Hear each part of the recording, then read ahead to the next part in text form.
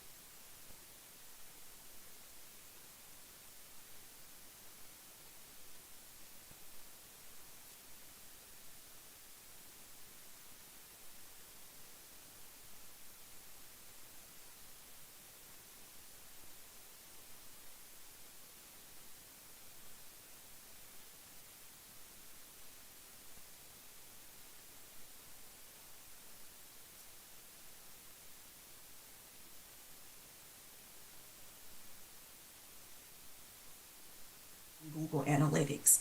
And as of January of this year, they also search for Twitter/X tracking and pixel tracking. You can input the URL to any website, and it will provide you with a list of all the previously mentioned privacy violations in this nice visualization. And this is just an example. This is just an example of what that looks like when you run it on a specific website. And here are some definitions of those key surveillance technologies that Blacklight checks for. I won't read all the definitions, but just in case some people are unfamiliar with them, this is just a bit of background.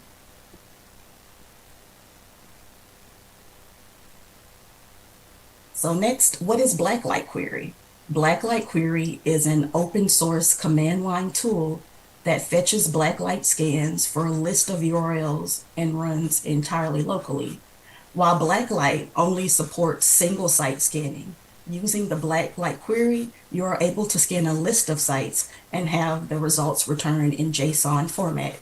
And this is just an image from the GitHub repository. And lastly, we have Blacklight Reporter. Blacklight Reporter generates reports based on the results of running Blacklight query or Blacklight inspections. Essentially, it turns the output of Blacklight query, which returns results in JSON format, into tabular data, comma-separated values that are easy to understand for a non-technical audience. And this is just another screenshot of the Blacklight Reporter GitHub repository. So the investigation. Now that we know a little bit about all the tools that were utilized, I'll tell you a little bit about the investigation process. Part of this project, I was given a predetermined list of about 245 library vendor URLs to scan. The URLs were to the vendor privacy policy pages and not to any particular resource or to the vendor's homepage or landing pages. And then I ran the Blacklight query. This is just an example of some of the detailed information you received after Blacklight query is ran. Once you run the query, you end up with individual folders for each scanned website, and each folder holds several files, but the most important one is the inspection.json file. And these are just two screen captures of the JSON file. I've highlighted the URLs, which will come up later, and then an example of some of the cookies that return with results. So some of the first-party tracking that is used by Dow Jones, and some of the third-party cookies that are also utilized on the website. And this screenshot is to showcase the output of Blacklight Reporter. Instead of the detailed information you get from Blacklight Query, here you just get each surveillance or privacy software type listed, and it just confirms if any of those particular technologies are used on a specific website with true-false values. And this is a comparison between how the same elements are displayed, one from Blacklight Query and the other from Blacklight Reporter. So on the Blacklight Query side, you get this very detailed list in JSON format, and then on the other side, you just get the true-false values. So the results of the 229 vendors that return results, only 35 did not utilize any surveillance technology. That means 84.7% of the vendors employed at least one form of surveillance technology on their website. And something that I would like to note is that some of the vendor websites did redirect Blacklight query. That means that some of the direct URLs provided in the list were redirected to the vendor's main website instead of the URL provided, which was to the vendor's privacy page. And some of the vendors that returned no tracking, it could be because it was unable to access the correct site, or it might not have been able to access the site at all. So what do you do with this information? So while I'm still in the process of cleaning up the vendor data, The goal is to write a Python script that will have some of the key tracking information from these results displayed in the catalog. So here's just an image of the library catalog, and I've highlighted the terms of use, which is essentially where we think we want to put this information. So when you go to a particular resource, that's one of the electronic resource vendors, there'll be this term of use here. There will also be a link to a page in the catalog that will define some of the tracking information to help aid in patrons' decision making. So I just kind of overlaid like one of the definitions here. So yeah, it'll to help inform patrons about what particular information is being collected. That way they can decide if that is too much or too little for them. That's it. Did anybody have any questions?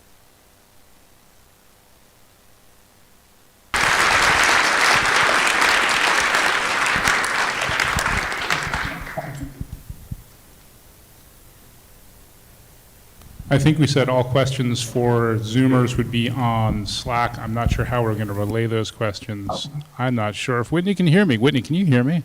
I can hear you. Okay. Yes. I don't, someone tell me what we're doing on Slack with the questions. Though I guess if Whitney can hear me and I can hear Whitney and we have mic runners, we got, let's see, I think we're supposed to end at 10:55 for this one. What time is it? We got 5 minutes. Let's just do a question in person. Oh, I see a hand over here from Ruth.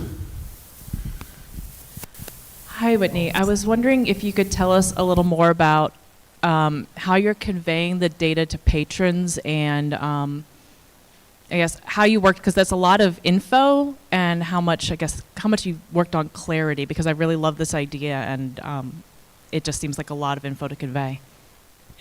Yeah, so I think the idea is to take some of the black light, so like the single URL search, and that data visualization is kind of very useful, but and also a bit pared down. So I think the idea is that we'll use something similar to that so that the information is more digestible and a bit less overwhelming for patrons, and to utilize some of those Boolean true false values as well. So like a hybrid of that, it is our goal, so that it's more approachable for them. And then again, to also provide some of those definitions as well, so that they can decide which, like, if some of those are acceptable for them or not. I hope that answered your question.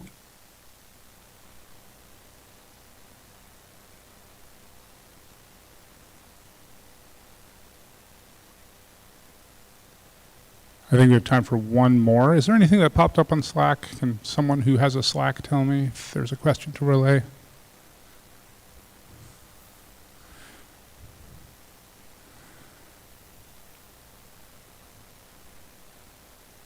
All right, one awkward silence has officially elapsed, so we will move on to the next talk. Thank you so much, Whitney.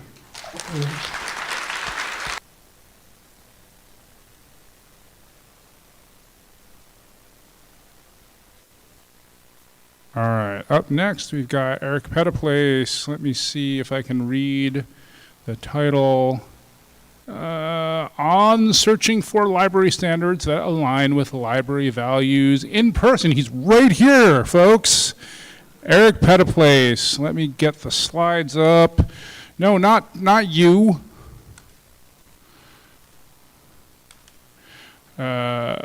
Pettiplace. And do the thing with the what's it. It's in this weird menu now. You used to just be able to hit F11. But now you got to do, is this the way it's supposed to look? Yeah. Okay. As a PDF. Okay. Do you want this or that? This one I think is better. The clicky? Oh, good. This works. So I can hold how many things? No, this is too many things. I'm just going to scroll. Hello, I'm Eric Pettiplace. I'm the systems librarian at California College of the Arts, and my talk is entitled On Searching for Library Standards That Align with Library Values. I want to start off with an apology that I didn't mean to present in a t-shirt and sweatpants, but my luggage got delayed. So if you were expecting all the in-person presenters to be as nicely dressed as Brandon, I'm shattering that illusion now. CCA's historic and current campuses are located in Huichin and Yelamu, also known as Oakland and San Francisco, on the unceded territories of the Chochenyo and Ramaytush Ohlone peoples, who have continuously lived upon this land since time immemorial. Whoa, it scrolls real fast. The background for this talk is a repository migration that we're doing. We're going from unsupported software that essentially doesn't have support anymore to building a new repository using Invenio RDM.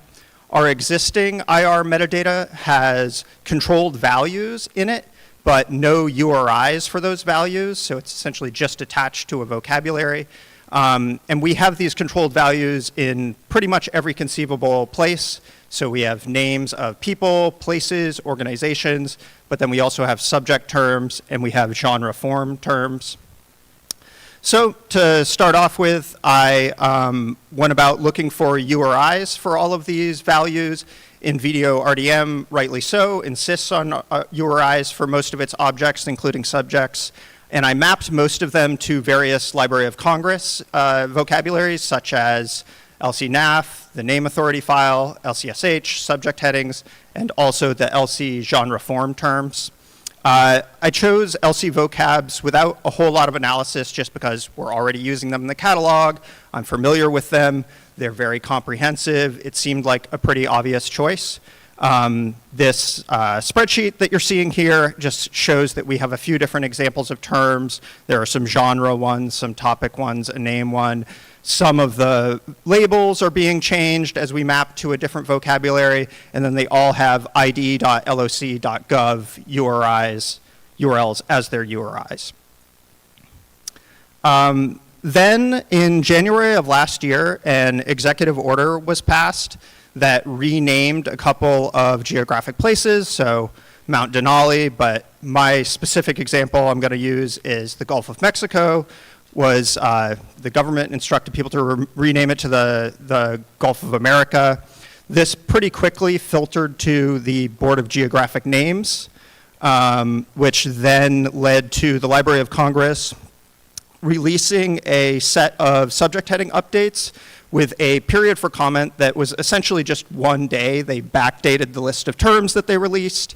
There was one day where librarians could submit comments on it. I did not see any comments that were supportive of this proposal, and in the end, it was just pushed through anyways. LC's justification here is that they just do whatever the BGN says. So that's their standard, and ultimately, America, Gulf of entered LCSH pretty quickly after this executive order. It's really difficult to justify this change in terms of cataloging values. I really like IFLA's statement of international cataloging principles, which is pretty nice and concise, but also covers a lot of the things that you might consider. So if we think about terms like economy, consistency and standardization, interoperability, these changes are both going to require a lot of labor across a lot of libraries to implement. It's not just a couple of subject headings, it's a series of interrelated ones. And then also, do we really expect every library to go along with these changes? Do you think that the National Library of Mexico is going to implement this change? Do you think that the BGN will probably just reverse this change in about 4 or 8 years when a new administration takes office? This creates a lot of work where we had a universally recognized name form that everybody was already using. So there's very little conceivable benefit of this change. Quantitative usage is certainly not the only thing that you should be looking at when choosing a term and a controlled value, but it's really striking in this case. Even the proponents of the current administration are not using this term. So this is the Google Ngram viewer that shows the relative usage of different terms. Granted, this data isn't all the way up to the present, but it's pretty clear that essentially nobody uses this term Gulf of America. That's just not what this body of water is called in any realistic sense. And this change is a little bit like one country renaming another country to Loserville just to antagonize them. It just doesn't make any sense. This would seem kind of silly and a little Kafkaesque if it wasn't also fairly familiar territory for the Library of Congress vocabulary. So people who work with subject headings probably can recall the conflict over the illegal aliens subject heading, where there was a lot of activism and outrage that this was still being utilized to describe peoples, and a proposal to change it. And I like to call attention to the fact that the activism really started by students at Dartmouth College who noticed the term in the catalog and brought it to the librarians. There's a documentary, Change the Subject, which is what's shown on this slide. But what ended up happening in that instance is that LC, ALA, lots of people were on board with making this change, but then members of Congress found out about it, and they submitted a bill to attempt to stop this, the Stopping Partisan Policy at the Library of Congress Act. That was never voted on, but it did successfully intimidate LC. The point of this slide is that this is not simply an executive branch problem. This is the legislature also interfering in the Library of Congress's vocabularies. The problem is that at root, reliance on the Library of Congress is reliance on the United States federal government, which has proven itself to be an unreliable institution. I think it's really notable that the Program for Cooperative Cataloging has kind of agreed with me on this assessment. So the PCC is a group of organizations that work with the Library of Congress on maintaining bibliographic records, but also their authority files. And they released this statement. This is from the PCC DEI committee back in 2022 in the context of the undocumented immigrants subject heading change. And they said, PCC encourages its member institutions to explore avenues for reducing reliance on a single controlled vocabulary controlled by LC. So I just think that's a very striking statement coming from the body that works closest with the Library of Congress. So this gave me a bit of a crisis of conscience on my repository project. The Gulf of Mexico isn't even used in our metadata. We're already working around certain LC terms in our catalog. I could have just kept things the same and went about my day, and that would have easily been the least work and the most straightforward. But I thought that we could do better. I thought in a greenfield repository project like this, where I already have to do the work to map all of our terms to URIs, that we can find vocabularies that are perhaps better suitable for our institution. So I went back to the drawing board a little bit with more consideration, looking at what am I wanting out of a controlled vocabulary. Well, I want URIs, obviously. That's the primary object of the project. It would be good to have machine actionable data that will let us enhance and update our vocabulary over time. It would be good to have coverage of our terms. I'm at a art and architecture and design school, and some of those principles are not well represented in lots of vocabularies. In fact, the Library of Congress tends to be about bibliographic data, right? So you have to have written or been written about to be represented in the name authority file for the most part. Well, at CCA, our metadata relates to many visual artists who are significant in their own right, but haven't necessarily been represented in a number of print works. So there's an opportunity here for us to not only improve our own metadata, but perhaps the metadata of the entire arts ecosystem by contributing back to vocabularies. So we would like to be able to do that too, to take the people at CCA who are underrepresented and put them back upstream into the vocabularies that we're using. And then finally, really, the underlying motivation was trust. I would like to be able to choose a vocabulary that I don't feel is going to make a really inane change to the label of a concept that we will then have to work around. So some of the vocabularies that are promising and that I'm going to discuss more in detail in this presentation are these ones. I'll briefly describe them and then talk a bit more in depth about each. Homosaurus is a linked data vocabulary focusing on LGBTQ plus terms. This vocabulary is intended to function as a companion to broad subject term vocabularies such as LCSH. The Getty Research Institute maintains a suite of vocabularies. What's really intriguing here is that they are specifically structured around art, architecture, decorative arts, the exact sorts of subject domains that are relevant to my institution. And then finally, Wikidata is the structured data behind Wikipedia and other Wikimedia projects. This is very appealing because it's a massive open knowledge base. It's by far the largest of these three, and also anyone can contribute to it, so it should be easy theoretically for us to contribute back to the vocabulary upstream. So starting off looking at Homosaurus, if we were choosing by logo alone, this would be a clear winner. Congratulations if you're seeing the logo for the first time, it's wonderful.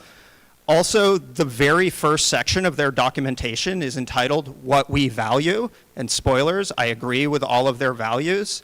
It's run by an editorial board of GLAM professionals. They have a really excellent website with linked data serializations for all of their terms.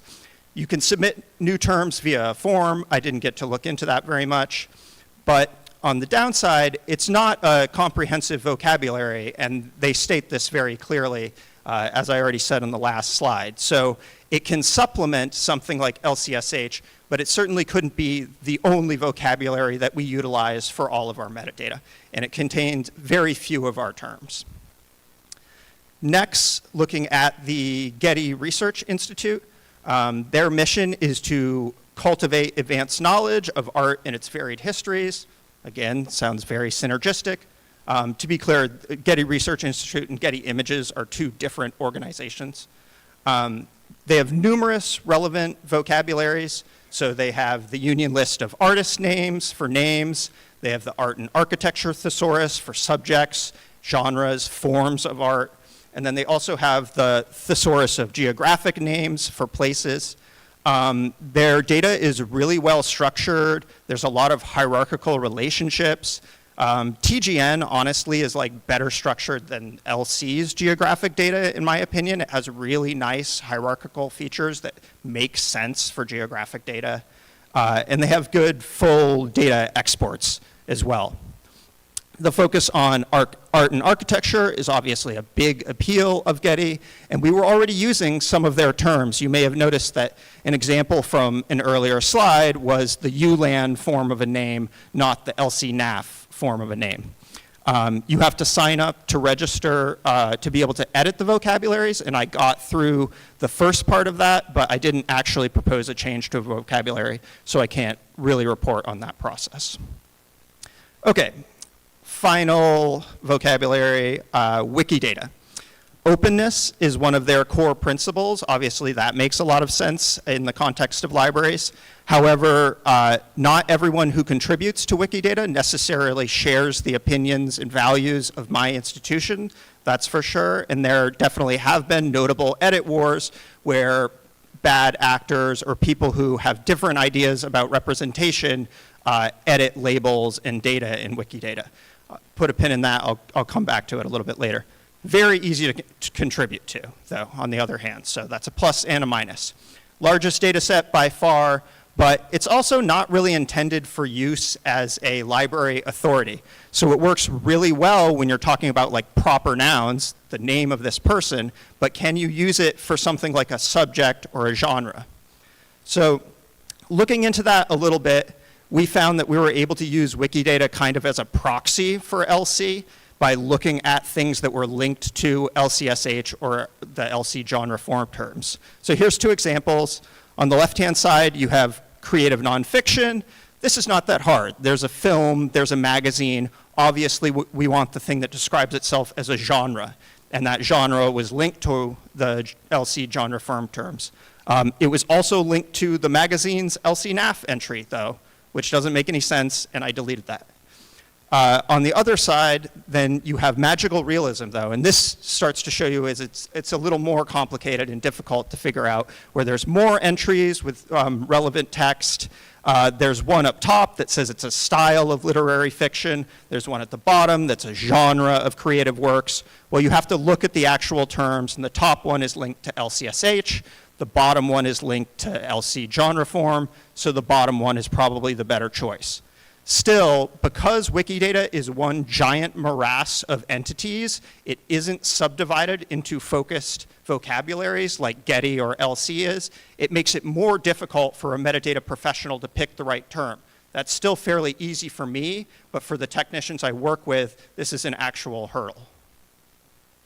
Some of the ongoing Wikimedia projects that make me feel comfortable using it despite the possibility of edit wars are things like art and feminism, which we've hosted edit-a-thons at CCA for in the past. This picture here is me in a red Code4Lib shirt. I realize it's not coming great on the PDF slides, but thought I would include that because I thought it was a funny relationship. And then there's also thoughtful projects about representing things like gender expression and personal pronouns going on Wikidata, many of them participated in by professional librarians. There are also groups of librarians specifically looking at using Wikidata, like the Linked Data for Libraries affinity group, and then also PCC actually has its own entity management cooperation group, EMCO, that's looking at a community of practice with Wikidata, has a community practice for it. And they're actually doing a second cohort of people to work with EMCO on Wikidata and other vocabularies. The sign up is due in a couple weeks. So if this talk is interesting to you, perhaps that's something to go and look into further. I ultimately redid all of our URIs using the vocabularies that I just mentioned. I ended up making several edits to Wikidata, including creating a few entities. The conclusion of this talk is that it's worth revisiting the ideological commitments of organizations that undergird our data and systems. Centralizing around terms controlled by any political entity comes with innate risk. In an age where American political parties seem to have lost the will and ability to materially improve the lives of ordinary people, we should expect symbolic struggles. The Gulf of Mexico is unlikely to be the final victim. No institution is perfect, but some flaws are less likely to influence metadata quality. It's unreasonable to expect community-run efforts to fully substitute over a century of work on something like LCSH. So my conclusion is that diversifying instead of replacing our authority sources is a more realistic approach to progress. This project has a kind of sad ending. In January, it was announced that my college will close with the end of the next academic year, 26-27. And this project was one of the first things to be canceled because it just doesn't make sense to build a new repository when it's only going to be around for a year and then shut down. However, I have hopes that my authority work can still be utilized in whatever takes over the archives. Vanderbilt is going to take over our campus, and they are also going to host a CCA Institute at Vanderbilt, which will take over our physical and digital archives. So I'm hoping that I can add URIs to our current metadata, and then that will at least be transferred to another system. And I definitely should have time for a question or two. I have a bunch of references here. You may need to scroll to see them all. A lot of them were not cited during the talk, but were influential to my thinking.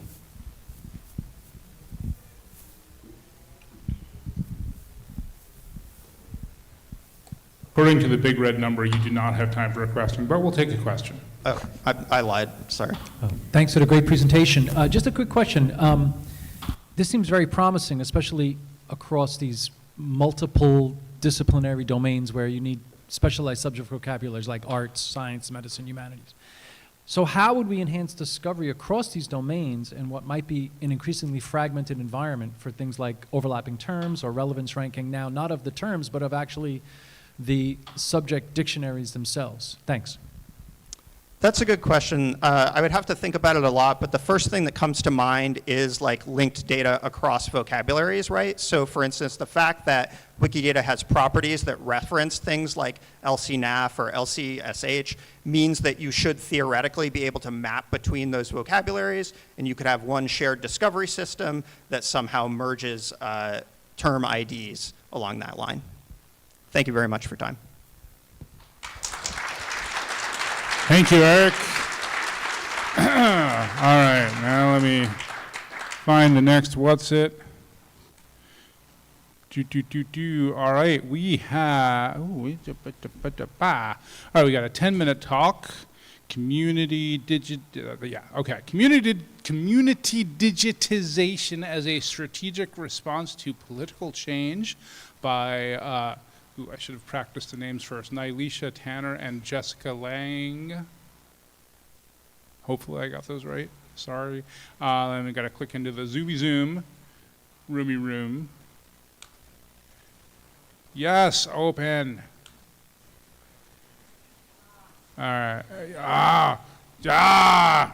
All the things, yes. Go away. You go away. You maximize. Me do that. Okay, is that... I'll make weird grumbling noises for a bit. And then, okay, did I say your name right? Nylisa? That's perfect. All right, great, cool. All right, are you all ready to go? Yeah, can you see my Can we get a slides? little bit up on the computer? All right, sound check again. Yeah, how's this? All right, cool, thank you. And you can see my slides okay? Yes, we can see your slides. Thank you. Perfect. So my name is Nylisa Tanner. I'm the Digital Collections Librarian at McGill University. My colleague Jessica isn't able to join me this morning. It's just me. But I wanted to kind of briefly describe McGill University's new Community Digitization Partnership Service and sort of the political circumstances that led to this program being established here. So as many of you already know, McGill University is an English language university in Montreal, Quebec. It was founded in 1821, so McGill as an institution actually predates the existence of Canada as a country.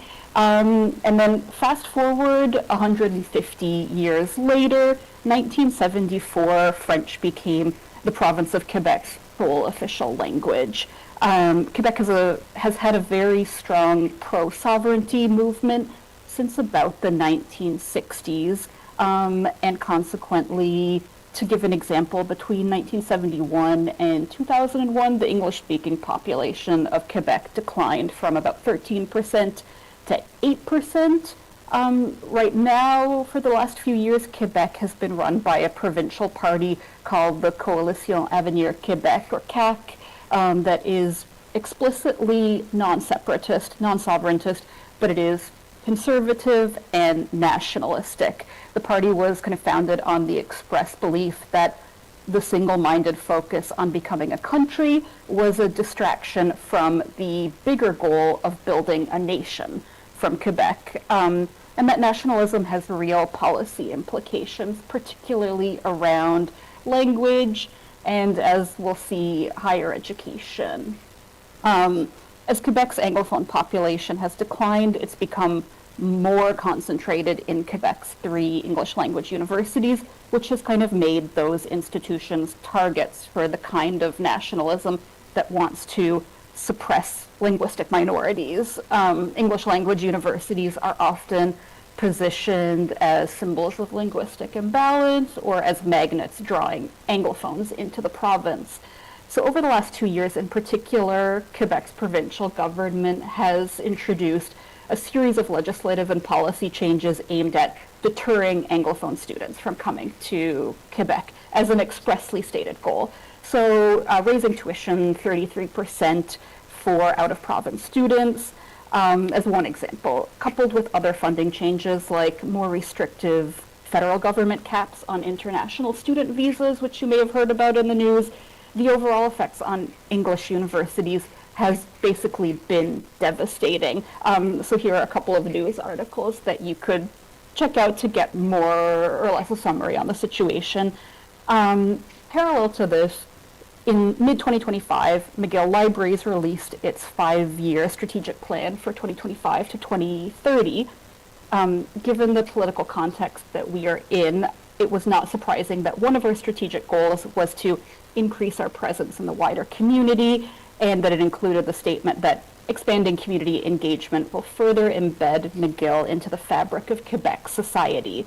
So it was within this strategic planning process that the department that I work in, library technology, began thinking about how we could contribute to that strategic goal. So before I describe the new service, let me briefly introduce our digitization lab. We operate 8 machines capable of large and small format digitization. We do fine art reproduction, realia photography, no audio or video format digitization, however. Our work ranges from, high volume digitization for things like interlibrary loan to very highly specialized heritage projects. And then our team is 1 full-time lab coordinator, 1 full-time digitization technician, and 4 part-time student technicians. So we launched as I mentioned, the Community Digitization Partnership Service is what we've called it in January of this year. The service has 2 tracks. We do digitization training and capacity building for organizations. So things like project planning, metadata standards, copyright, help with hardware and software selection, things like that. And also we're providing in-kind digitization for community organizations in our digitization lab. The services are open to Quebec-based charities, nonprofits, and recognized educational institutions, and we scoped the service at 3% of our annual digitization output. We picked that because it is equivalent to what we found that law firms typically commit to for pro bono legal services. So for us, 3% is about 4,000 pages of documents or books. And we primarily use 2 existing programs to kind of help us scope and develop the service. So we're very grateful to the Canadian Research Knowledge Network, CRKN's Canadiana Collection Development Projects, and the Council on Library and Information Resources Hidden Collections Grant Competition. Both of those programs, they have really clear eligibility requirements, we found. They have a very defined scope, and then they also ask for a very strong articulation of the applicant project's goals, which we liked. So we borrowed very heavily from those programs' principles in shaping our own application process, and we also use them as models for producing the memorandum of agreement that we signed with all of our partners. So we're very grateful that they shared their internal documentation with us as well. So in terms of how it's going, since January of this year, the response has been very positive. We've received 6 applications in the 2 weeks that the service, in the first 2 weeks that the service was open, 1 application for training, 5 for in-kind digitization. I just checked the stats as of today. We've gotten 8 applications in the first 2 months. And the applicants have really come from a range of organizations. So post-secondary educational institutions that already do in-house digitization but need help, nonprofits, community groups. We're finding that smaller organizations that might have the capacity to digitize documents in-house on a flatbed scanner or using a document feeder, they might actually still need help with oversized, fragile, special materials like art prints or maps or architectural drawings. So even people that do their own digitization want to partner with us, which is interesting. And then while many of our potential partners we found do want hosting, they want help publishing digitized objects online, which is not part of what we're offering in the service. So we did wonder how popular the service would be without metadata work or hosting provided, but we are finding that some organizations actually do really like the flexibility that the program, as we've scoped it, provides. So since they can do anything with their digitized assets afterwards. So for example, one of our partners is using the service to digitize the whole run of their community newspapers, and then they're going to license their digitized community newspapers to other academic libraries as a revenue-generating service. And finally, I guess we're learning that outreach outside of our established networks is very hard. Many of the applicants initially have been people we already knew, people with whom we already had relationships, Anglophone institutions. We've only reached one Francophone organization as an applicant so far. So finding the network has been kind of challenging. I don't think I've got time for questions since it's a 10-minute talk, but my email is in the slide deck if you want to get in touch and ask about how we designed the program. Thank you. All right, thank you very much. All right, 1 minute remaining. I do not think that's enough. Actually, I don't know when this chat was sent anyway, so thanks, Zoom. Anyway, thank you for presenting. Yay! All right, now I'm going to awkwardly get us into the other Zoom for our next, how do you say, next remote speaker. And while I do that, just another reminder, there are lightning talk signups that are out there somewhere, probably by the registration desk, and there's lightning talks this afternoon that will not happen if you don't sign up for them. So go sign up for lightning talk at some point, maybe during lunch, and then like frantically put a slideshow together, and maybe it has cats, so please do that. There was another thing I was supposed to say. What was it? I don't know. Okay, let's just go to the next thing. We're not that far behind schedule. All right, our next talk is a 20-minute talk, Artificial Intelligence Ethics Regulation in the United States, by Wilhelmina Ranke, which I hope I am saying correctly, and I'm going to get into the Zoom and curse at it, and then the talk will begin.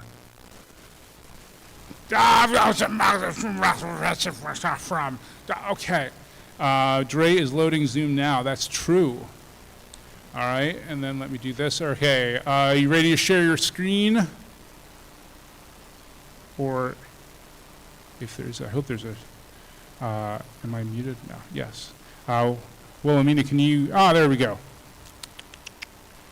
Okay, can you hear me okay? We can hear you. Can you hear us? Yes. All right, take it away. You sound good.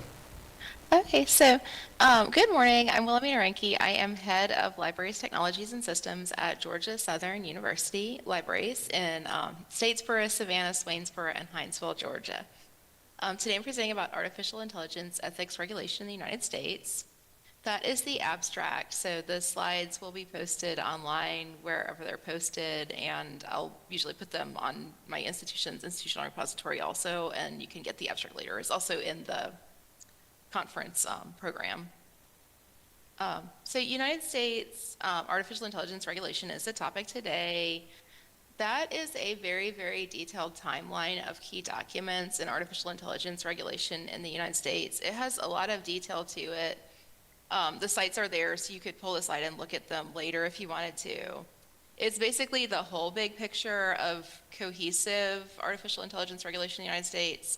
Something important to understand the background of artificial intelligence regulation in the U.S. is that in the U.S., the two biggest funding sources for artificial intelligence are Department of Defense funding for autonomous warfare, and then corporations looking at how to make money with artificial intelligence.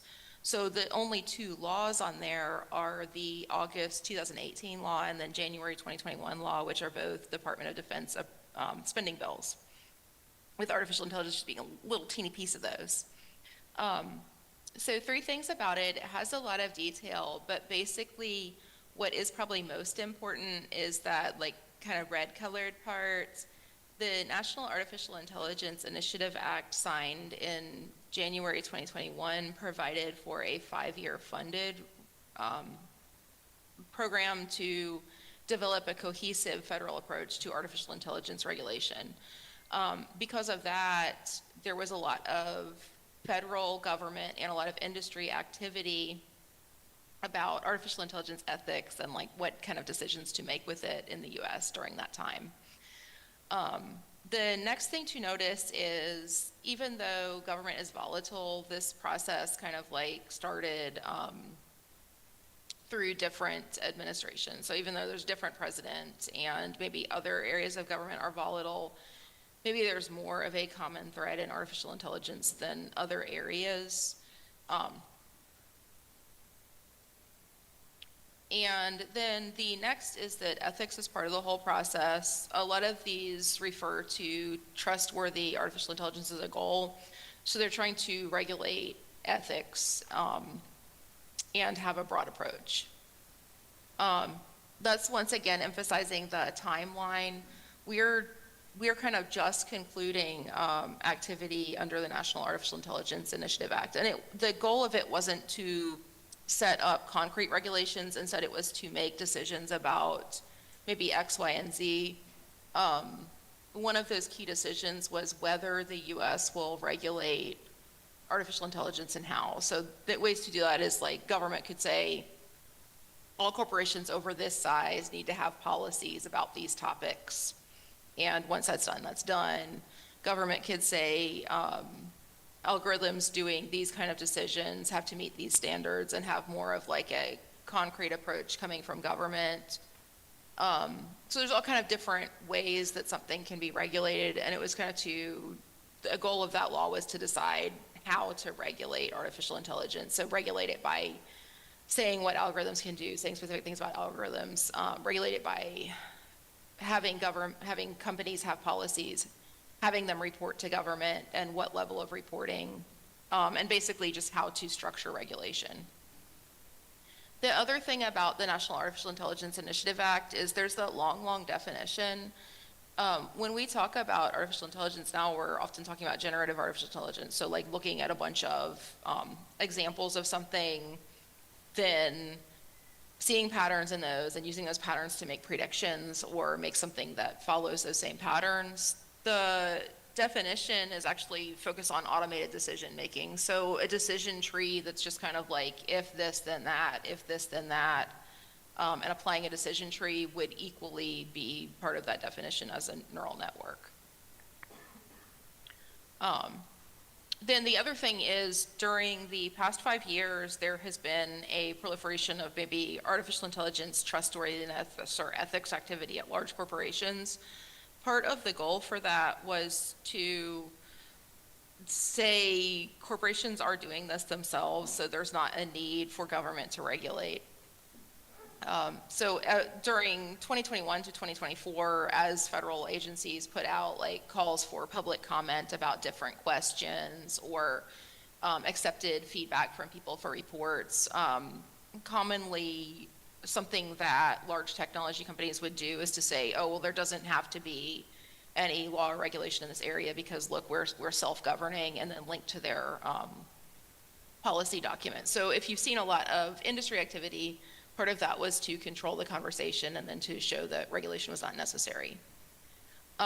This is a little bit about 2025 changes and continuity. So a big change, and probably the most concrete change, is redefining anti-biasing as bias.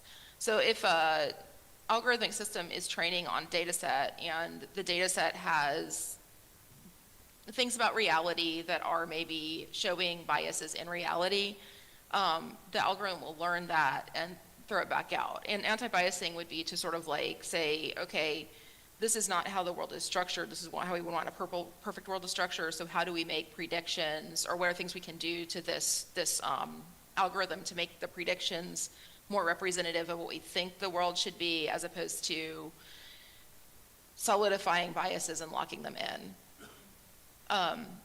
The major, or a lot of activity, 2021 to 2024 was done under a November 2023 executive order. So early in the process, there had been doing reports and things. So here's like an artificial intelligence bill of rights for the United States. There was one of those that was published. Whereas basically like statistical, or it was a lot of factual data about sort of like the rights people should have. Then in November 2023, there was an executive order that it instructed all agencies to take action and sort of gave like a framework, including a lot of emphasis on mitigating bias and to diversity and equity. All activity under that executive order was supposed to be concluded by October 2024. So even though it's rescinded, it was rescinded in January 2025. When it was rescinded, the executive order is no longer in place, but all the activity had concluded, and in being rescinded, it was just like only undo the activity if it's contrary to national security or a threat to national security. Then the bigger change is there are 3 key documents that are kind of like the overall current directions for artificial intelligence. It's 2 executive orders from January 2025, one that's removing barriers to American leadership in artificial intelligence. It is really, really short. It's only 2 pages, and a lot of that is like the header. It has that one sentence that's on the slide about ensuring artificial intelligence systems are free from bias, and then it has an emphasis on it has something about if states are regulating in a way that prevents progress, penalizing the state, so cutting funding or exploring ways to penalize them for preventing progress. The next is a July 2025 executive order called Preventing Woke AI in the Federal Government, which defines debiasing as a form of bias. And then a policy document, Winning the Race, Americans' Artificial Intelligence Action Plan, which is the current artificial intelligence strategy, is in 3 parts. The first part is about deregulation, with in there numerous references to diversity, equity, inclusion rhetoric being harmful. And then the other 2 parts are about controlling electricity supply for data centers and controlling semiconductors and keeping that control within the US.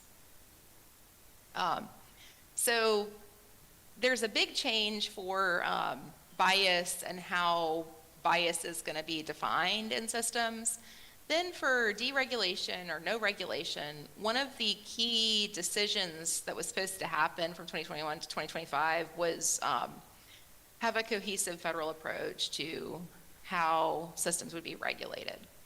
From 2021 to 2024, there was a proliferation of artificial intelligence ethics policies and trustworthiness policies within large tech companies, and that was probably to demonstrate self-regulation in order to not be regulated. It's not really clear there wasn't a clear, this is what's gonna happen from that.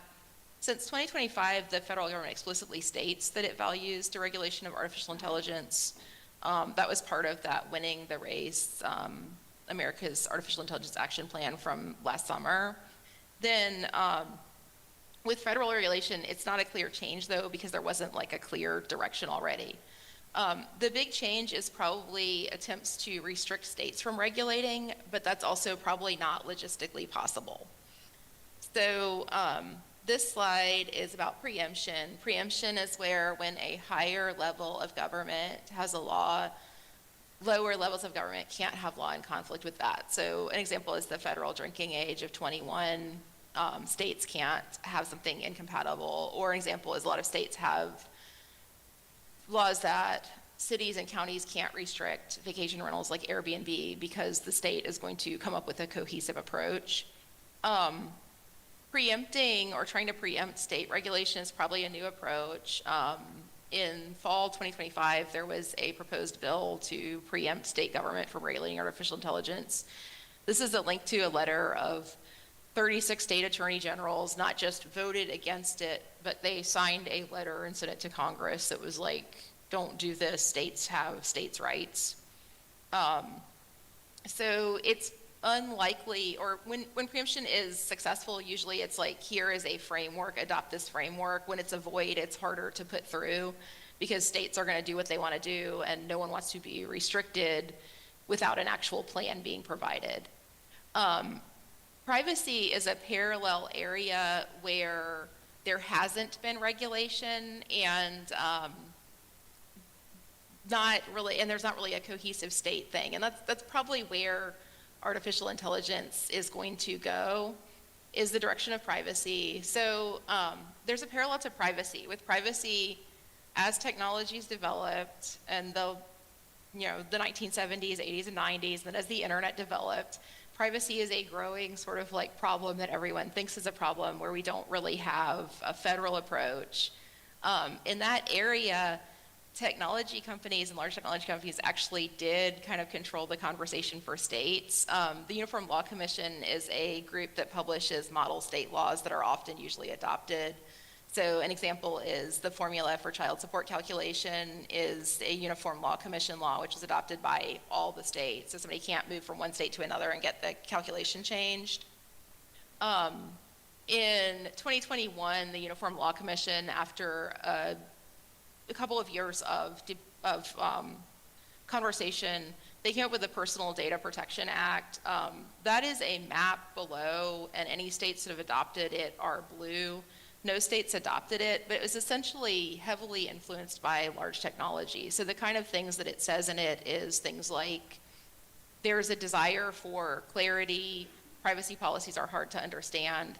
As a result, we're going to deem all citizens to have given consent to surveillance for specific purposes, including targeted advertising. So it was like, identifying problems of like privacy policies are confusing, but then just deeming citizens to consent to a large array of stuff, and generally just so out of touch with public desires that it hasn't been adopted. It might be the case that large technology companies, by saying, oh yes, deregulation sounds delightful, and having something that's like not logistically possible, are basically going to end up where, as with privacy, there's not a federal law. Each state has different laws. They haven't adopted the sort of like technology companies dictated model law. And so what will happen is a technology company looking to go into one state or another will have to research all 50 states in order to operate nationwide. So probably the shift to deregulation is not actually going to result in deregulation. It's just going to result in a more fragmented approach and a less cohesive approach. So it may be that artificial intelligence and automated decision-making is going the same way as privacy in the US. When it comes to specific documents, that's probably played out where the references to bias is what determined whether documents that were up or were like reports and agency policy statements stayed posted. So the Department of Education had a toolkit for implementing artificial intelligence in education. That was empowering education leaders. It had lots of reference to bias in data and needing to debias, and it disappeared off the Department of Education's website really fast at the beginning of 2025. Meanwhile, the US Copyright Office had a report series. In that, discussions of bias was things along the lines of, if a creator can opt out from having their works used in a training set, then the training set will be biased, so people should not be allowed to opt out. Diversity in it was used to mean more like the total content in training sets. Let's train on a lot of stuff to be diverse. And the Copyright Office Artificial Intelligence Report Series continues to be published. The reports from 2024 are still there. New one was released in summer of 2025. All the reports are still publicly posted, and the website essentially looks the same. The same thing for the US Department of Energy, and energy policy was like more than a third of the artificial intelligence plan that came out in July 2025, so it is a political issue. The US Department of Energy's website about artificial intelligence, Electricity Demand Growth Resource Hub, launched around October 24, and it's basically the same content and reports with new content being added and updated through 2025. So it looks like whether bias and diversity is a focus of a government report is what has actually resulted in there being a change.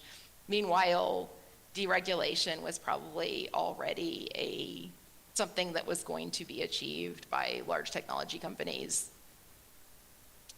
whether fragmented approaches are good for them or not. So that's basically like news about artificial intelligence regulation in the United States, and maybe contextualizes some of the buzz that you have seen in the past 5 years from technology companies working in artificial intelligence and from government. That's it. All right, thank you very much. Resume, how are we on time for this talk? 3 minutes, maybe one quick question.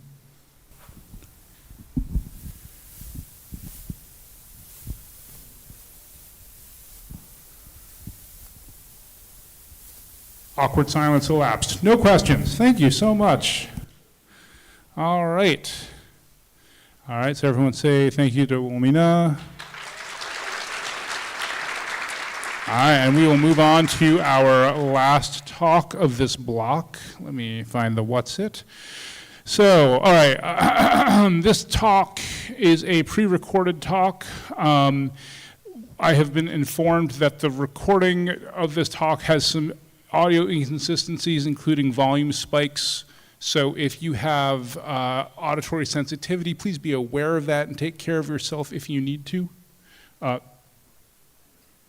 What's that? Oh, you're going to run it from the back table? Okay, so I'll just stand here and not click anything on the computer and you'll pull it up. All right, that makes things so much easier for me. All right, yeah, so be aware there might be some sound. If you need to put yourself in a place where you can step out, please take a moment to do that. People online, I assume that is also true online, so check your headphones. The talk is Right Place, Right Time, Strategies for Communicating Outages, Updates, and Other Information to Those Who Need to Know. Mike, I hope you're watching at home. This one's for you. By Michelle Bowers. And I guess I'm just going to walk away and the thing will magically show up on the thing, right? All right, here I go.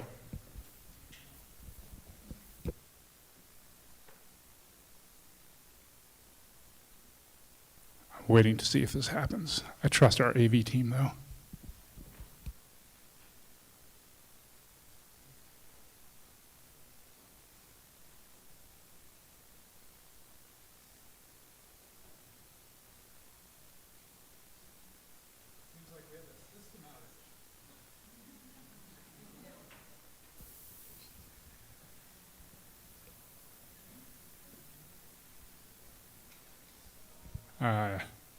Help is coming.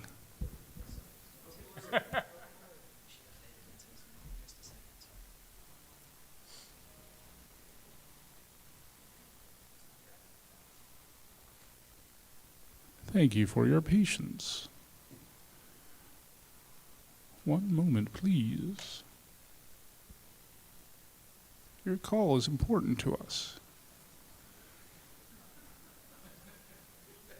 Do do do do do do do do. Do do do do do do do do. Do do do do do do do.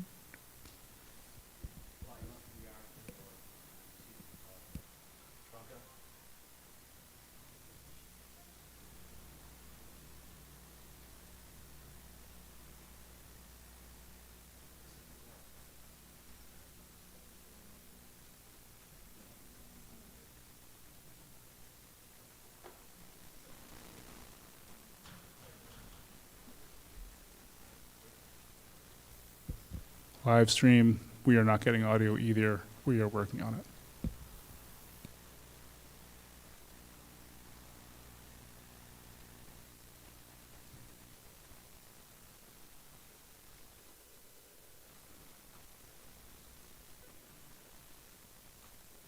Information to the people who need to know, our patrons and colleagues. This might seem like a strange thing to focus on. Most libraries already have methods in place for alerting their patrons to problems, so this isn't anything new, and it's not rocket science. But like so many other aspects of what we do, it's important to consider the user experience and their workflows. Not every patron will be affected by it.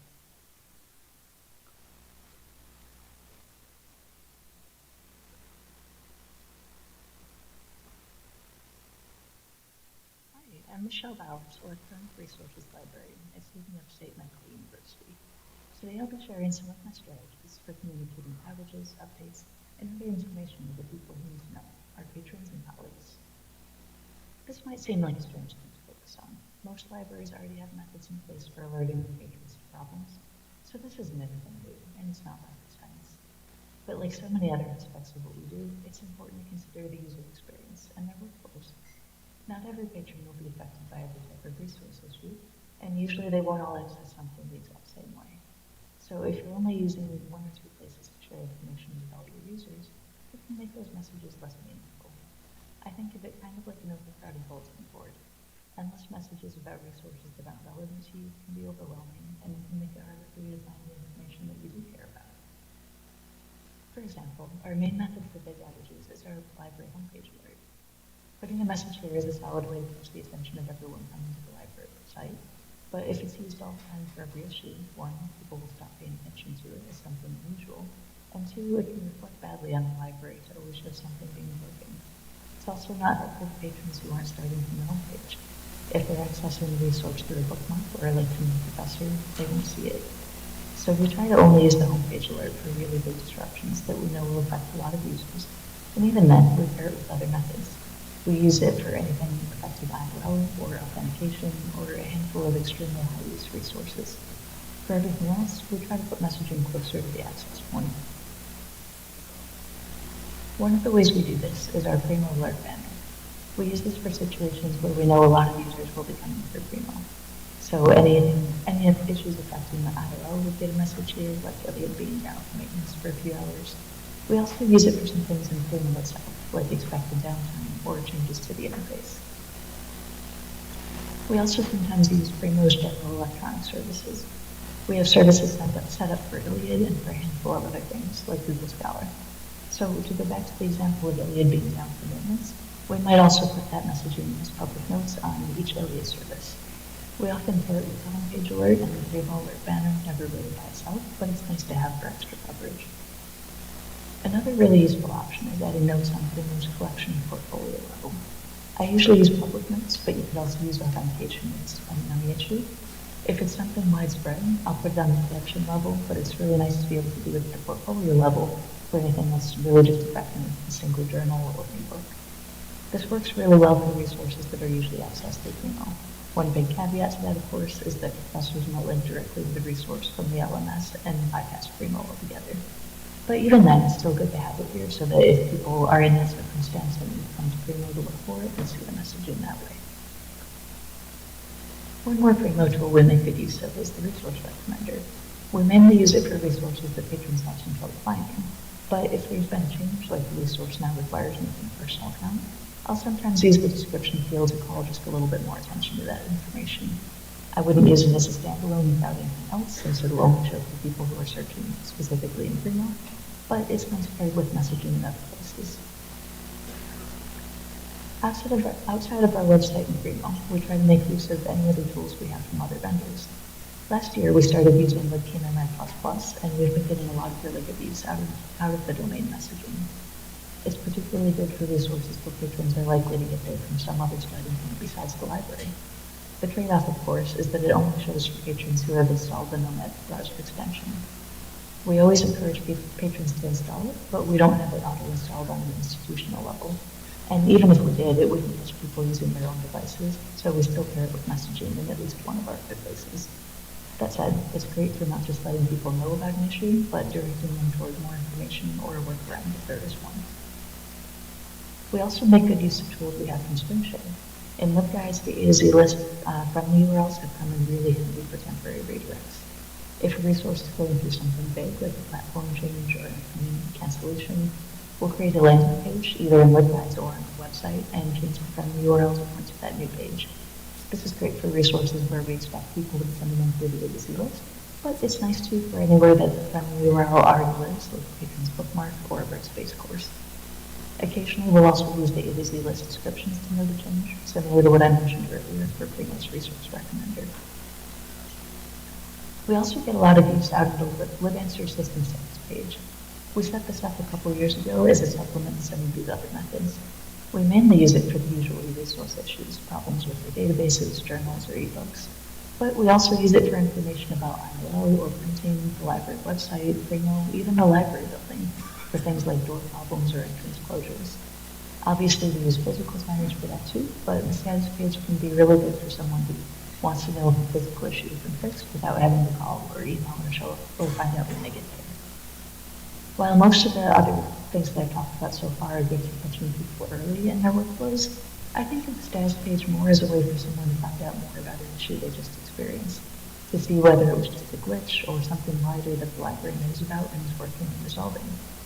It's especially helpful for our staff, because when patrons come to them with a problem, they don't always share details about how and where they were trying to access access it. It's also great for users who run into a problem during off hours, when there might not be someone around to ask. They can check the page and see what we've shared there, including any workarounds. Along with everything else I've talked about so far, sometimes we'll look outside the library and ask other departments to help us share news about a big change. We keep track of who has access to this source for students and faculty in different departments, and we'll ask them to share things out to us, to share things out for us to reach those groups. We also send really big upcoming changes to our institutional announcements, which go out once a week to everyone in the institution. I focused a lot on sharing information with patrons, but it's also really important to put some thought into how we're sharing this information with our colleagues. If it's a brand new problem, I typically post in our library-wide Teams chat. It's a good way to reach a lot of folks quickly and have some discussion in real time, and to share updates without spamming everyone's inbox. If it's more of an announcement of something coming on the horizon, like a platform change, I'll typically share that through a library-wide email, and then we'll follow that up with updates during our usual library team meetings. And depending on the issue, sometimes, of course, it's just good to go with a direct email or a Teams message. The staff will be very heavily impacted. That might be our IRL team, our front desk staff, our librarians currently on the reference shift, anything along those lines. So there's plenty of options for sharing information now. Sometimes the tricky thing, I think, is knowing what to use when. I start by trying to figure out how widespread the issue is. Is it just one user or just one article, or is it a whole database or a campus-wide problem? This goes hand in hand with thinking about who the main users are and how they access it. If it's a widespread problem that's going to disrupt a lot of users, I share that with all staff and put up the most prominent messaging first, starting with the homepage. If it's a vendor who has a status page, I'll check that and any listservs that might have some chatter about it. If any of them have shared workarounds, I'll add that to the alerts. If I'm not sure how heavily used the resource is, I'll reach out to the colleagues that are most familiar with it, who use it themselves, or their liaisons to people who do. They're usually able to share some insight into how people use it, which features they rely on, that sort of thing. All of that helps me to get a better understanding of what users expect and where, and what messaging they're most likely to see. I also consider the time frame. If it's a problem that's affecting a lot of other campuses, it's probably going to be resolved a lot faster than something that's just affecting our campus. So it might be enough to put up one message, like the homepage alert or a status page alert. On the flip side, if it's an upcoming change, like a platform migration, I'll typically start by discussing with colleagues and build the messaging into and around their workflows. With all that in mind, documentation is huge. I worked with my supervisor to gather a list of all of our communications options and some notes on how and when to use each one. It lives with our other team documentation, which has been really great for peace of mind and emergency coverage. And that wraps up my presentation. Thank you for listening, and please feel free to reach out with any questions. Thank you. All right. Thank you very much. That is our last talk of the morning, but you don't get to go anywhere yet until I stop talking at you. So if you have questions to the speaker, please send them in email, which the slide's already gone, I'm sorry, or in Slack, and we'll figure it out. Pre-lunch announcements. If you are giving a talk this afternoon, please come up to the podium during lunch to load your talk and check out the setup. Also, now is a great time to sign up for Lightning Talk. Again, please sign up for Lightning Talks and check out the setup. To suggest a breakout session on the flip charts that are apparently in the lobby. This room will remain unsecured during lunch break, so please take your little preciouses with you. Lunch will be served in the Hamilton room, which is just through the hotel lobby. It's unfortunately not the Hamilton room, it's just the Hamilton room. So apparently I have not described lightning talks yet. So now is the time, according to my notes, when I'm supposed to do that, even though it probably should have happened earlier. What is a lightning talk? Talk about whatever you want for 5 minutes. Slides are encouraged but optional. We encourage you to throw together a harried talk about whatever is interesting to you at the moment, especially if you're a newbie. Have fun with it. Please do not plan on having access to speaker notes for lightning talks, or in fact any talks this conference. We'll just be running the podium computer, so assume you're on the PC, assume that you do not have speaker notes. I would advise a PowerPoint, not a Keynote, or a PDF or a URL that you can type in. Those will be the easiest to support for us to move through the lightning talks quickly. And I think that's it. 1, 2, 3, lunch!